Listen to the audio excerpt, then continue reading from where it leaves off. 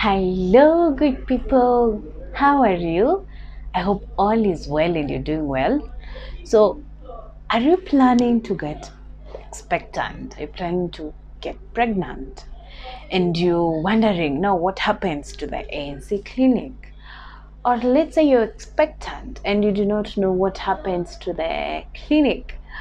So, in this video, we are going to talk about what to expect when you go for your ANC clinic and how it's going to be during that period, and every month say what do you do or what happens in the NC clinic.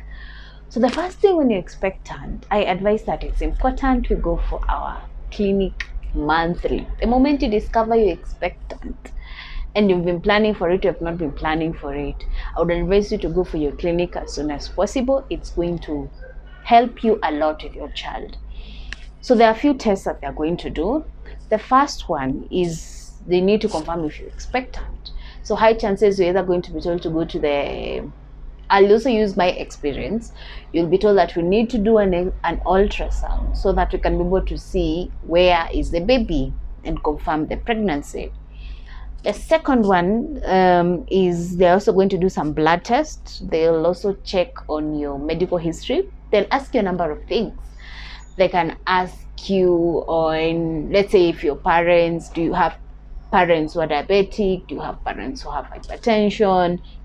And do you have twins in your family? And then they go ahead and check on your health. How are you doing?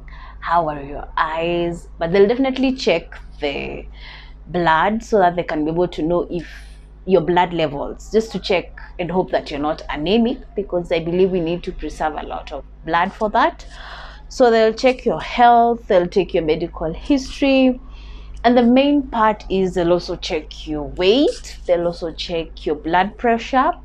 And please note that every time you go for your ANC clinic monthly, you'll be checked your blood pressure, your weight. Some we also check the MWAC, the middle upper arm circumference, especially for those we notice that you look a bit underweight when you're starting this journey.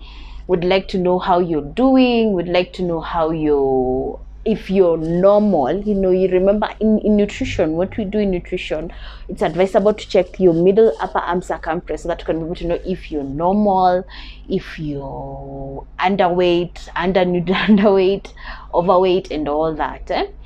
And then the other thing that we also check is the blood group and the rhesus factor. It's also important. Remember, rhesus positive and rhesus negative.